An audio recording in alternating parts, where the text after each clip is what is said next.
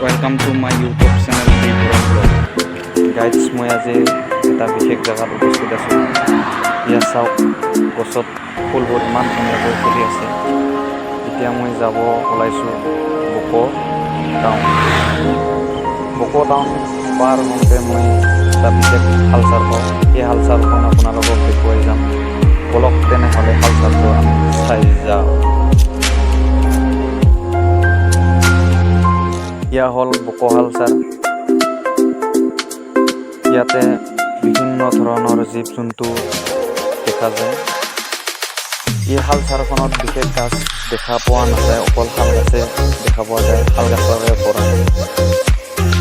এই বাটেৰে গৈ থাকোঁতে কেতিয়াবা জীৱ জন্তুবিলাক ৰাস্তাৰে পাৰ হোৱা দেখা যায়। মানে ৰাতি বহুত ভয়ংকৰ পৰিস্থিতি হৈ যায়। তাৰ পাছত আৰু কেতিয়াবা এক্সিডেণ্টৰ মুখামুখি হয় মানুহবিলাক। বিশেষকৈ পানী পৰিলে এন্ধাৰ হৈ যায়, সেইবাবে এক্সিডেণ্টৰ প্ৰভাৱ পৰি যায়।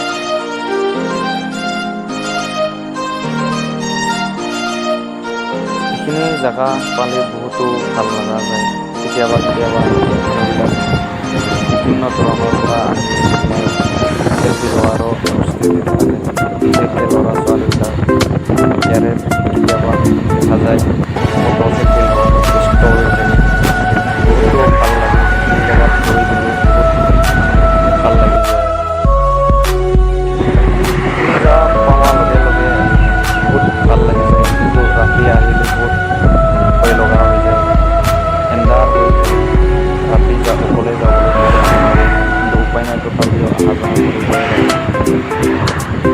সেইবুলি মই আপোনালোকক হালচালখন আপোনালোকৰ লৈ যাওঁ বুলি পেলাই মই ভিডিঅ' বনোৱা নহয়।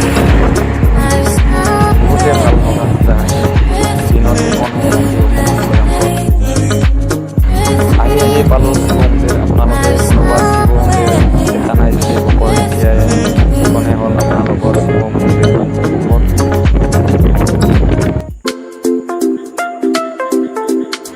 গাইডছ এইখিনিয়ে আছিল বকো হালচাল।